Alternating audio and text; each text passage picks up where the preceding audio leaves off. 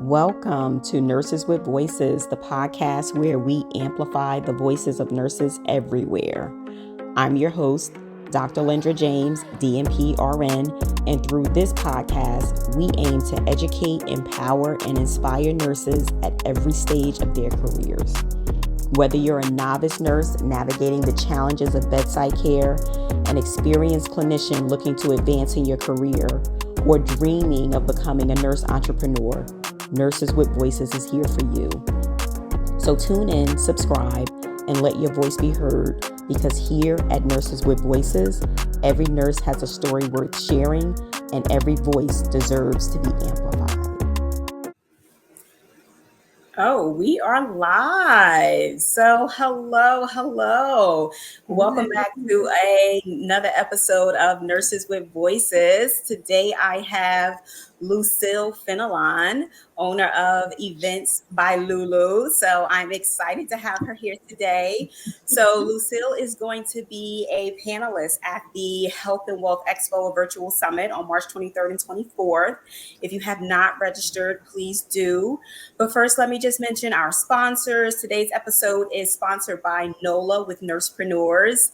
NOLA is the CRM of your choice. So make sure if you have a nurse entrepreneur business, you are using NOLA so that you can really gain access to your contacts and make it easy for you to nurture them and for them to contact you. So yes. Thank you so much for coming today. I'm so excited. I'm super excited. I'm just like, I have so much to ask you. This is like really exciting for me, the audience. So I am going ahead and let you go ahead and introduce yourself to the audience. We are streaming live on LinkedIn and hopefully Facebook and Instagram. Hopefully. You go ahead and introduce yourself. And while you're introducing yourself, I will make sure that we're live on those other channels. Just share a little bit about your journey from being a nurse to becoming a nurse leader to becoming a nurse entrepreneur. Thank you. I am happy to be here. Thank you for inviting me, Dr. Lendra. So I have been a nurse for 26 years. My very first job as a nurse was with the military. So I joined the United States Army fresh out of nursing school. A little odd, only because fresh out of nursing school, you look for work. But misery loves company. So it was myself and a few other classmates, and we just joined straight into the United States Army. As soon as we passed our boards, we were able to ship out, and we were in Fort Jackson, South Carolina. Then upon my return to the civilian sector, I have covered quite a few areas in the clinical setting. So I have history in med-surg, oncology, telemetry, labor and delivery, intermediate ICU, respiratory step down, floating. I've done a little bit of everything but psych. That I could comfortably say, because I always had a little bit of angst with psych that I would get in and they would confuse me with the patients and I wouldn't be able to come out. We're being honest, right? If we're being honest, we're being honest.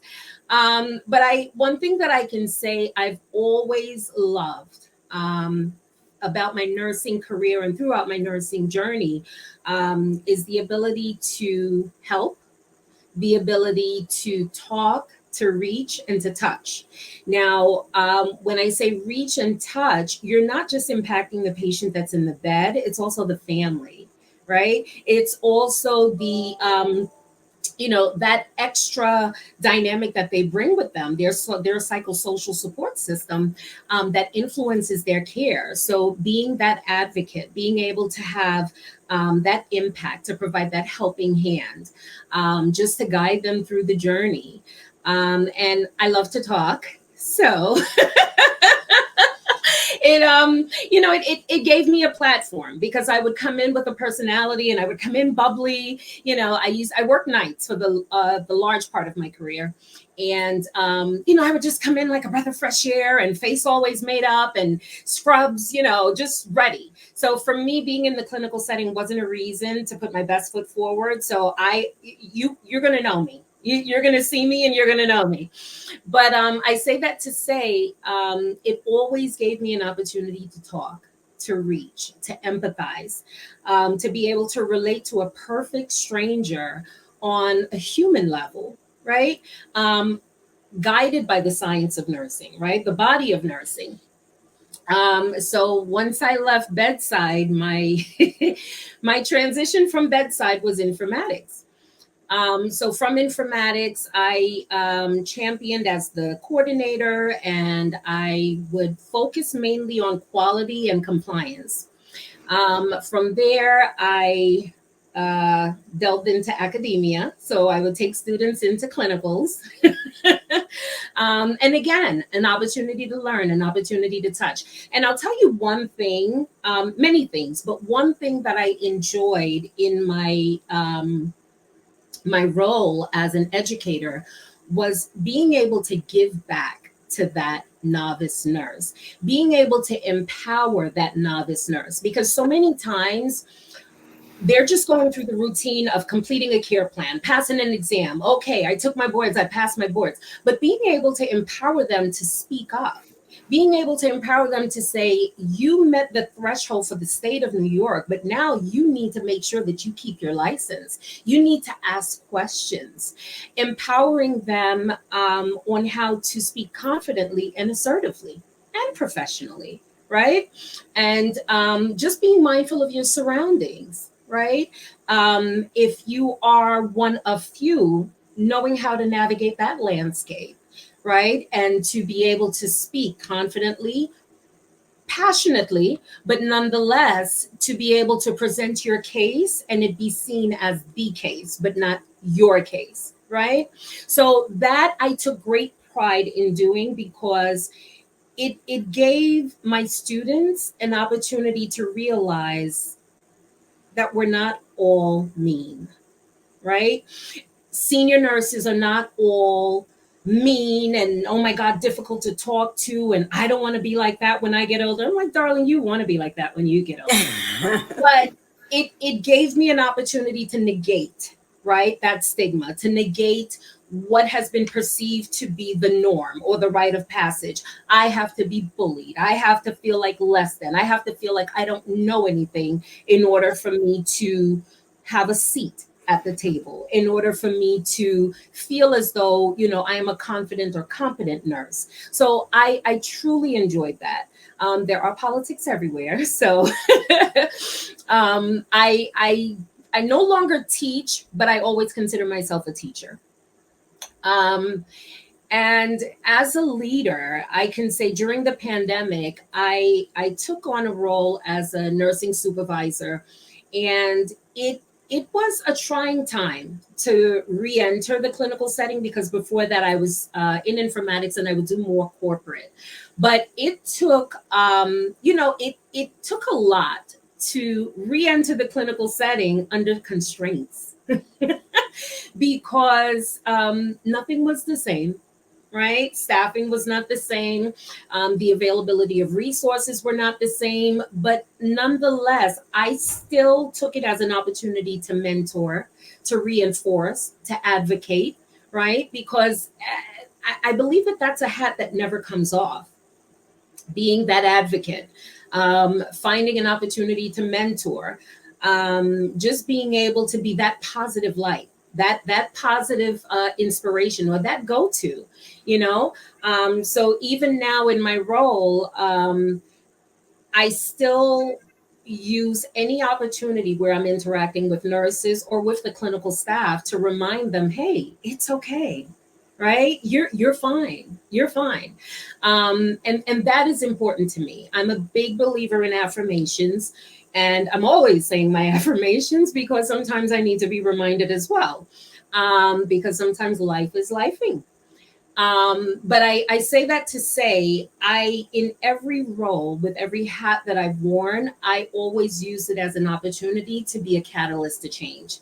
So now we've entered into Lulu's events. So Take it away. Yes, that's so, where.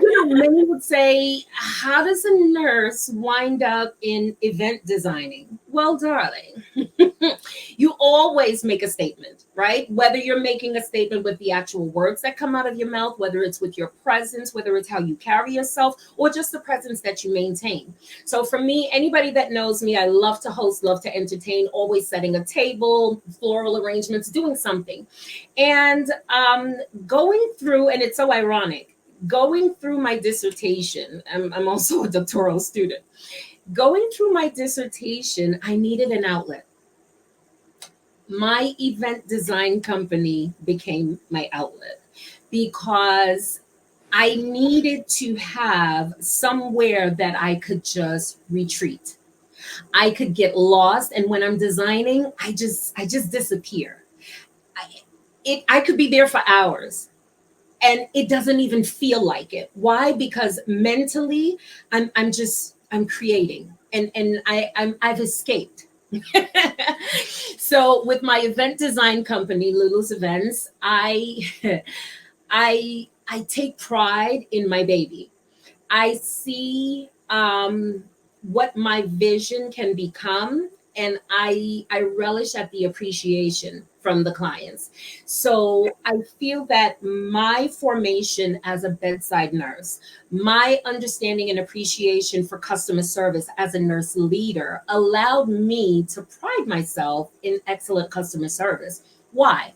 Because I am providing a product, and those that I'm catering to, they are consumers, which means they don't have to come to me. Just like in the nursing and the healthcare field, these patients, although they don't choose to come to the hospital, they are consumers. They don't have to come to you. So the onus is on you to give them that pleasant experience. So with Lulu's Events, I get to create and provide that experience. When I get a customer that says, Lulu, I trust you, just do what you want, that's like, That like really just like sets it off, right?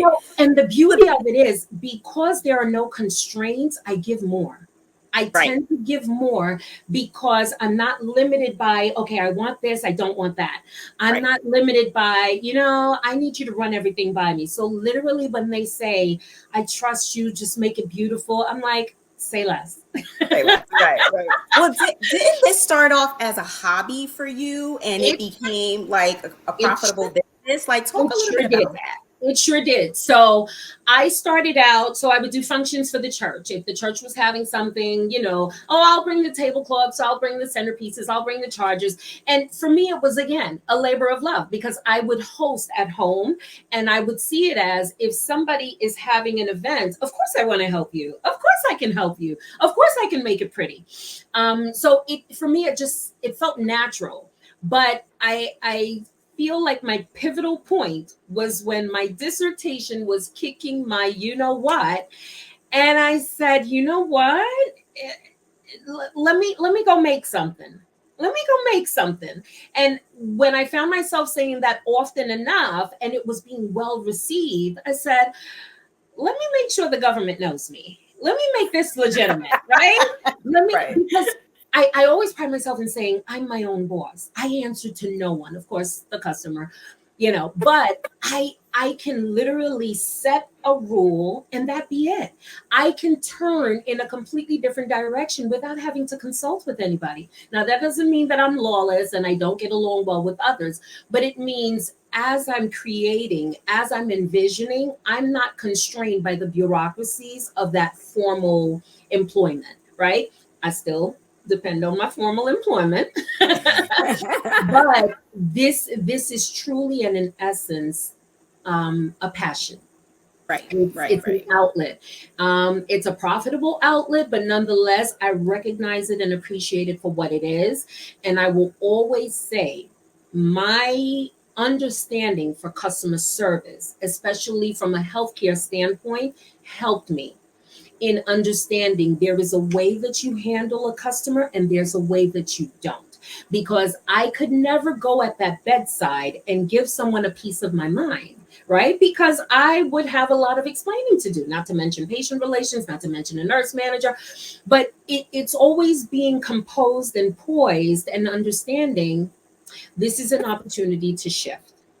This is an opportunity to, because what if there's ineffective coping, right? And that's what you're encountering. So the behavior is towards you, but it's not for you, right? Absolutely right. So, That's something that I would tell my staff all the time when it comes to your patients. They're at a loss, yeah, right? Like they have no control, they've lost control, and they're in a situation where they don't want to be here. They don't ask to be here, right? You're here and you're getting paid to be here. So there's a level of service that we're here to provide. And speaking of service, going back to the military, do you think that anything from your military background kind of, really is charging or it really kind of takes a hold of your leadership and what has pushed you to be not only to excel in nursing, but also to be able to excel in business?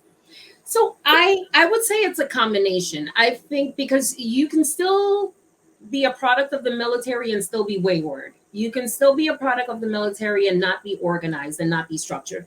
So my personality, I'm a planner. And I'm not just a planner in terms of Lulu's events. I'm a planner in terms of, oh, we're going on vacation. Okay, we need to do this at this point. We need to do this. Not that I'm planning the vacation, like the itinerary of the vacation, but more so this needs to be accomplished before we actually board the plane. This needs to happen. That needs to happen. So I've always appreciated structure. I may procrastinate in completing certain milestones or completing certain deliverables, but nonetheless, I have an appreciation that there is a structure and there's a sequence in order to achieve.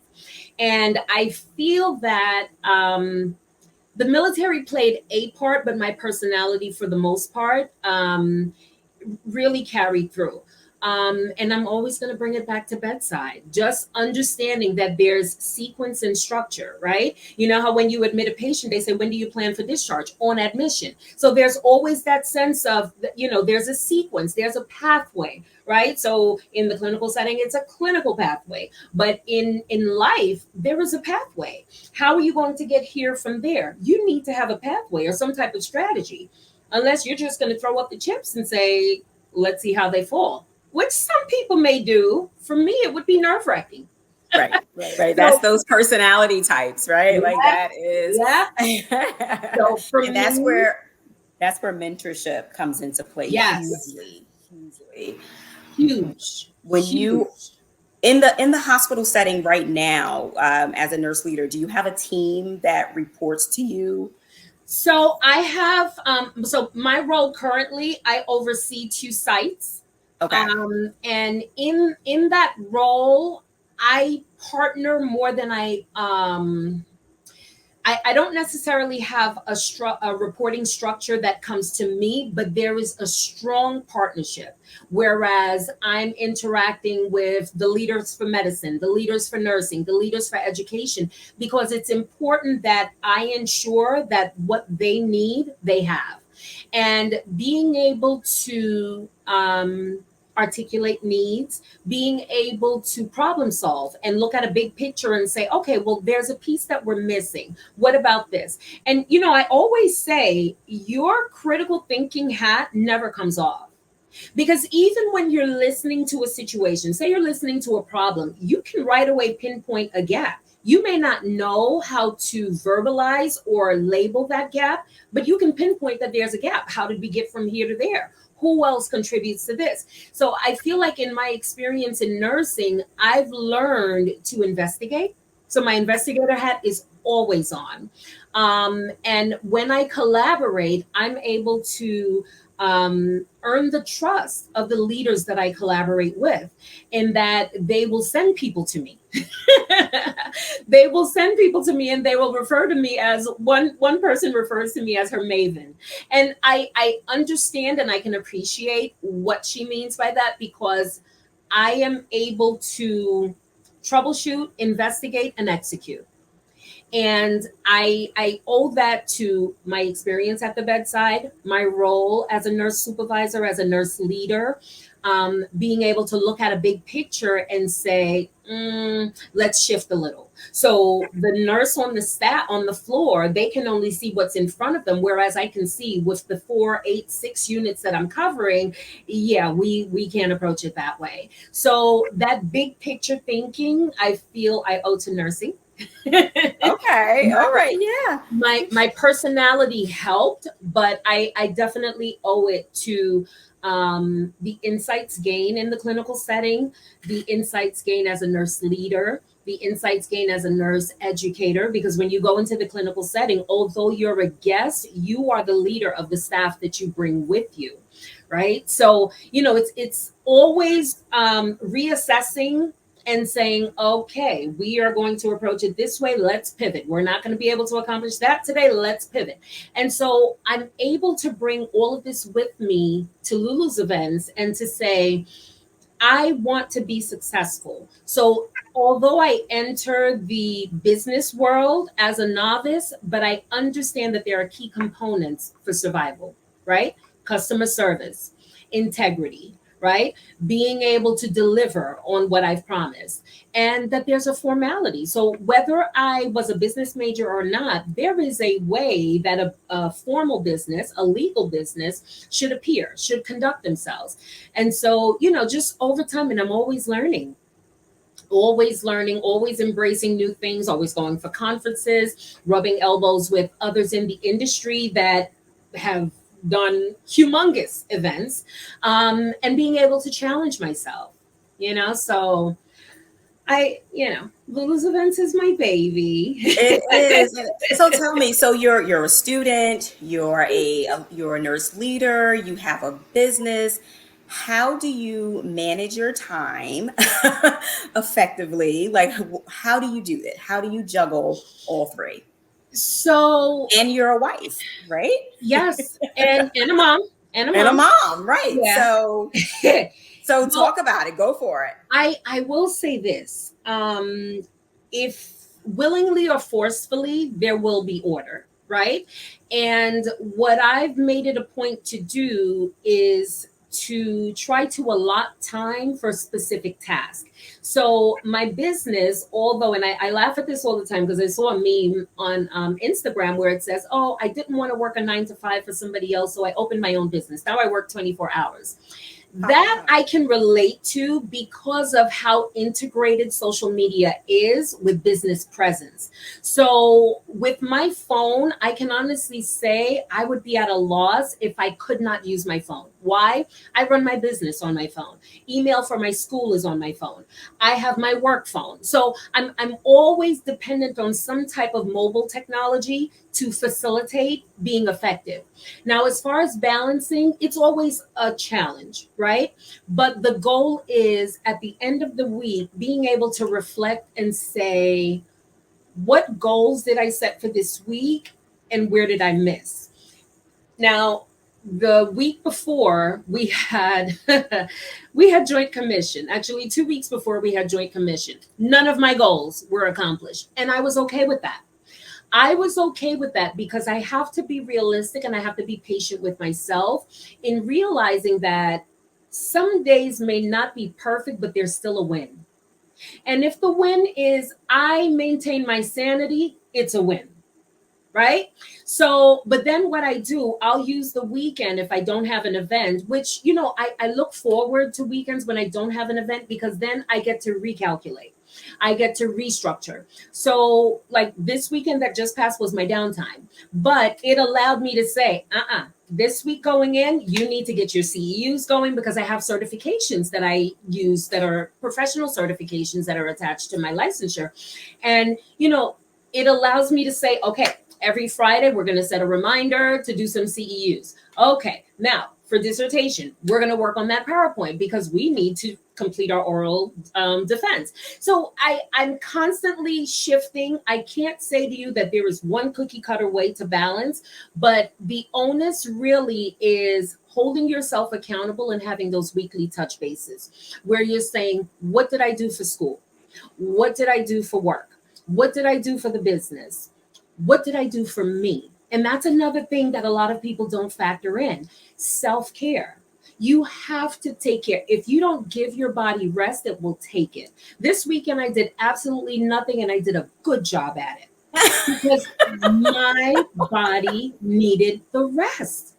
My Yes. body needed the rest. Mentally and physically, my body needed the rest. And I no longer guilt myself when I give myself rest where I do nothing. Like before, I'd be like, oh my God, you did absolutely nothing. You're a loser. And I stop and I say, but what did I lose? I gained rest. How was that a loss? Right? So I removed the stigma of not accomplishing a specific task and I redirect that and say, but I rested. I Right. rested. Mentally, I was able to say, physically, I was able to say, so now if I hit the ground running during the week, I rested, right? Yes. I'm not running on 10%. I'm running on at least 99 or 90. That's what's so important, especially in our industry. And this is where you hear the words burnout, right? Burnout is constantly being used. And I am a huge proponent on when it comes to self care. Mhm. Wellness is such a priority. I mean, I push for it in every way. So I'm so glad you used that term because that's exactly what I was looking for and what I wanted to hear. And as nurses, we need to make sure we stop because we're always taking care of other people, right? In the career, we hit the ground running, right? We're taking care of other people from the time we get up, especially as being a wife, a mother, right? First, and then we become we're caregivers to our patients, right? So we go to work and we often forget to care for ourselves. And that's where that burnout comes into play. And it's huge. So if we don't take that time for self-care, that's where our demise starts, right? That's where we can't function in life. We can't function in school. We can't function And at work. another way to look at it also is to say if you don't provide yourself with that allowance for self-care, all the goals that you're setting are in vain. Vain. They're all in Absolutely. vain because you will reach that point where you either don't have the physical strength to pursue them or mentally you're not able to sit still and write, to sit still and research, or to even, listen to a book, an ebook. I'm like, with the weather getting warmer, I can't wait to sit outside. I sit outside and do nothing. I'll buy some flowers, I put them in a vase, I sit outside and I'm just Oh, I love Audible. My new favorite book right now is Rich Dad Poor Dad. I mean, I should have read that a long time ago. It was recommended to me some time back, but just being able to just listen to it is nothing like it. Just putting it on when you're in the car or when you're just at home, like you said, doing nothing. But yeah, sometimes that nothing is exactly what you need. yeah. And as nurses, especially, it's taking that time to really enjoy ourselves. And you said something about nursing is what really prepares you for being able to be a good leader and being a good event planner for your business. What would you say are some of the skills in your opinion that nurses have that make them great leaders in any industry? If you can work short, you're a leader. If you can run charge, you're a leader. If you can handle an ETOH patient and still maintain your sanity, you're a leader. If you can set up a schedule for your staff, give whoever needs breaks, coordinate, you schedule for the one-to-one, you have this, you have that, you are a leader. I think sometimes what scares us is the actual title, right? The actual word. And some folks will say, oh no, I can't leave. I'm not going to go into management. I'm not this and I'm not that. I'm always welcoming a challenge because the worst thing that'll happen is the outcome I perceived or I foresaw didn't happen. But guess what? I learned. Right, right, I right, right. learned. I learned that this is not for me, or I learned how to do it different. But at the end of the day, I won't sit still. And I never forget when I was transferring from MedSurg to L&D, I had someone say to me, "Why would you do that to yourself?" And for me, I was like, but why not? Right. Because, and it's all about perception. So if I Absolutely. already put on jaded lenses where I'm saying, this is negative, this is career suicide, who would do this? Then guess what? It's negative. It's career suicide. But if I go into it and say, I wonder what that's about. You know what it did for me? When I now supervise labor and delivery and the emergency department, guess what? I understood what it meant that they had a condition pink. I understood what the nursing staff was going through when they had to prepare. I understood when they were short staffed what needed to be prioritized for them in terms of the areas that had to be covered. I understood who could float where. So, just embracing the unknown. Like if I can't leave you with anything else or leave the audience with anything else, embrace the unknown and be kind with yourself. Absolutely. I love That it. that person's experience is not going to be yours. Try it enough to say, I don't like it. Not, oh, everybody else told me that that's not a good idea. But what did you think? What Absolutely. do you know? So me, I'm at that point now where I comfortably tell people I am selfish. And when I say I am selfish in that I'm putting me first. I'm putting me first. I take care of so many. I take care of so many others, but I'm putting me first because if I have nothing to give, I have nothing to give. If I have not provided anything for myself, if I haven't poured anything in myself, I have nothing to give. So all those areas that I worked in, they gave me different perspectives. They gave me different lenses to be able to look at the clinical setting and the world. So And when it's that's time for me to manage my business, right, Lulu's events, I show up on the day of and, oh, I'm short. Okay, I need to juggle. Okay, I need to move around. Okay, I need to improvise. If something breaks, I need to improvise. But I feel that all of those different hats that I wore as a nurse leader, as a nurse informaticist, I was now able to think outside the box comfortably. But your perception is key throughout that entire journey because you're not just going to take on a venture and say, oh, I worked as a nurse manager, I worked as this, I worked as that, I should be able to. But your perception is going to determine how you interact with that discomfort, with that dilemma, and how you navigate moving forward. Because if you're leading, folks are watching. If you're leading, folks are dependent on your leadership, good, bad, or indifferent. Oh my God, she screwed us. Oh my God. But they are dependent on your decisions. And those decisions, when they say emotional intelligence, all of that plays a part because I walk the walk of a tele nurse. I walk the walk of a L&D nurse. I walk the walk of an intermediate ICU nurse. I can say that's not going to fly. And when they say why, I could say, yeah. So, perfect example. Da, da, da, da, da, da, da, da. And that allows someone else to be empathetic because now you know what to advocate. You know what to say. So I can tell somebody else, listen, you're going to burn out. And they say, why you say, okay. No, you're right. Because I can remember, like as a nurse leader myself, and I love how you talk about perception because that is like my saying, perception is reality. I used to always say it, patient perception is reality, right? When it comes to what their concerns were. However, it also goes to the staff as well. Because to your point, if you're just working with people who feels like everything is unsafe, right? So now you're telling me that it's unsafe for you to be in charge. I can remember well, I got a 6 weeks orientation when I first became a nurse. Yeah, we're talking like 20 something years ago, right? But I got 6 weeks as an orientation. And guess what? And I was in charge like day one off orientation, I was in charge, right? So now fast forward to me being a nurse leader and having to put people in charge because staffing is what it is, right?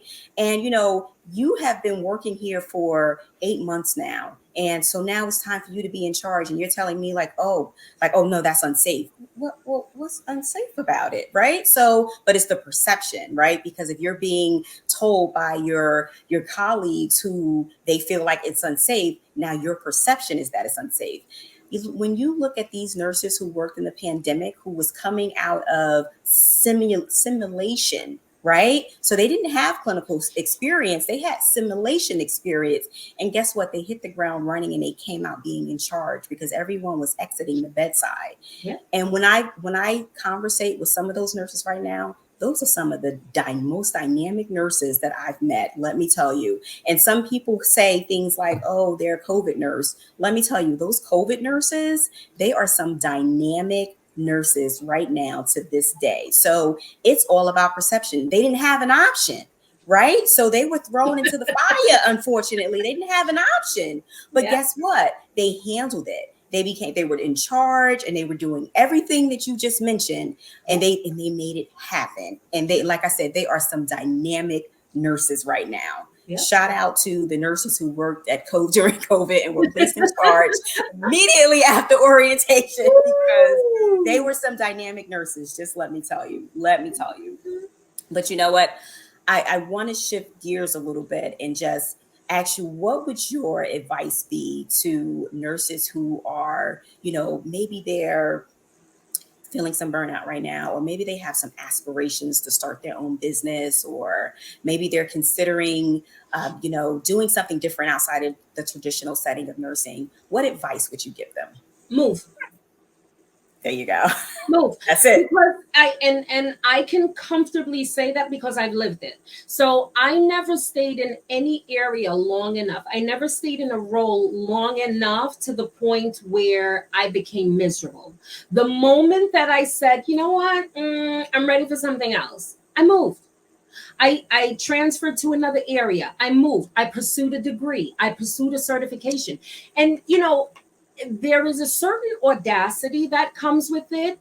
You have to be comfortable with yourself, and you have to be comfortable in saying, I don't know where this is going to take me, but I'm willing to find out. So if you're feeling burnout, if you're feeling as though, if they switch my assignment one more time, move. It's time to move.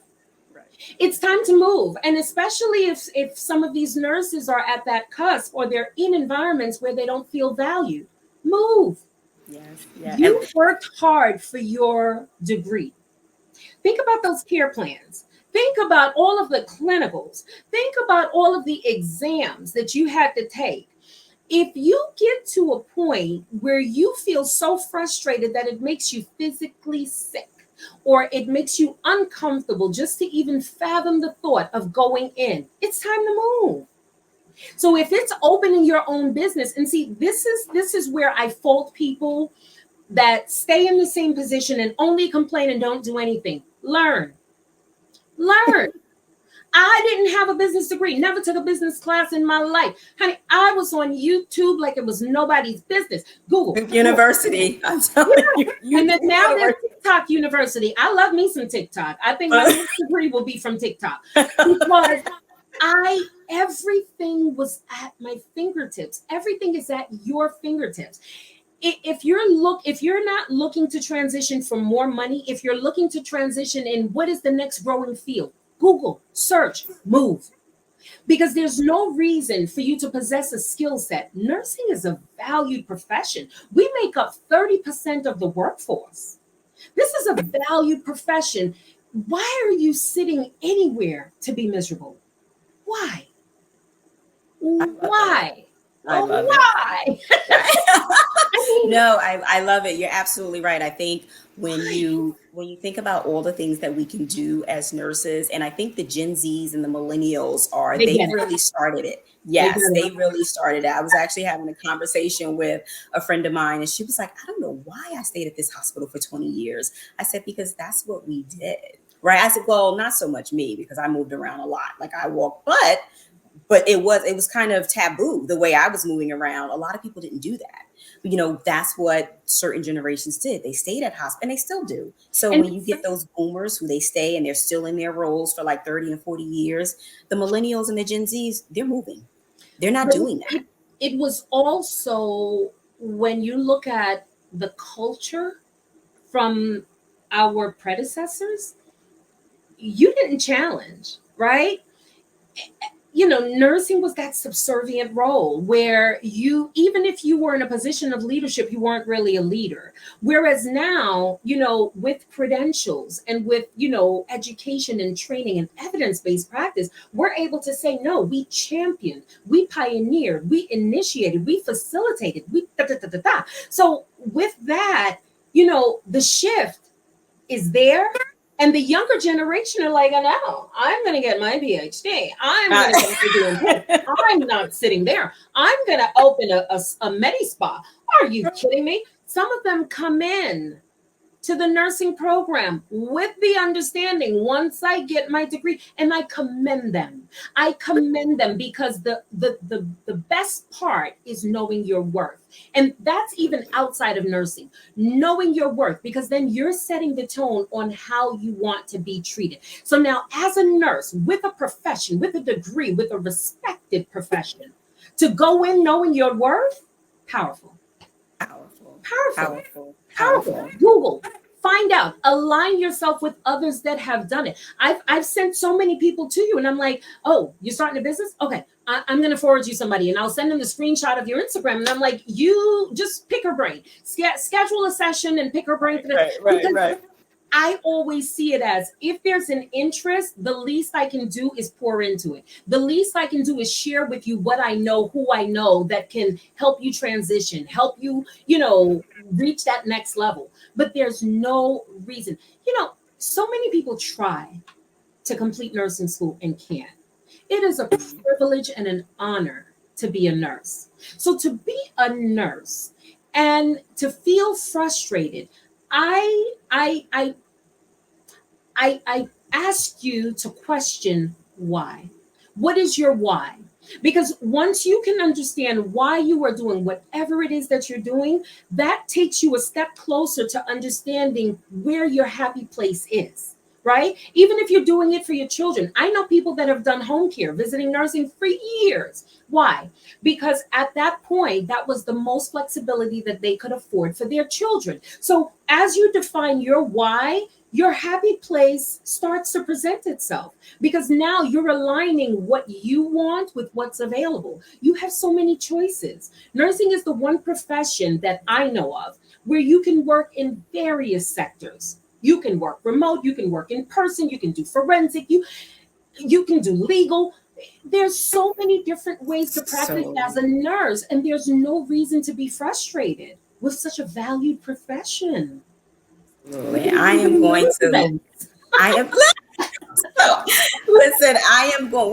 are going to leave the audience right there, because we have to save some of this for the Health and Wealth Expo, the virtual summit, and March 23rd and 24th. Make sure you register. If you have not already, please make sure you register at healthandwealthsummit2024.com. Everything you will see, Lucille Fenelon will definitely be a panelist. This is the talk, and this is why I put together the Health and Wealth Expo, because exactly everything that you're saying, nurses and healthcare professionals need to hear this. Right, we need to know that there's so many avenues that we can go down. Right, we're built from this. We're built for this from the time. Listen, from the time we decide to go to nursing school. We're molded, right? We're molded to be leaders, and we're built for this. So whether you're looking to go from being a bedside nurse to a nurse leader, whether you're looking to go from being a bedside nurse to a nurse entrepreneur, from a nurse leader to the next level of your career, this Health and Wealth Expo is for you, because no one ever really talks about these things, right? No one ever really talks about the spaces that we can go into. No one ever really talks to us about wealth management, right? No one ever really talks to us about business and personal credit and how to elevate in our careers. No one talks to us about these things. So that is why, I wanted to put together this expo, and I wanted to have dynamic nurse experts and experts panelists like yourself. So thank you so much for being on today. Thank you so much. So you guys can hear more from Lucille Fenelon at the Health and Wealth Expo, a virtual summit. So thank you once again for being on today's show, and thank you guys for listening in. I know you got you definitely got some gems and some nuggets out of that. I All hope right, guys. So I will see you guys in the next episode. So until next time, stay educated, stay inspired, and stay empowered. Okay. All so. right. Bye-bye.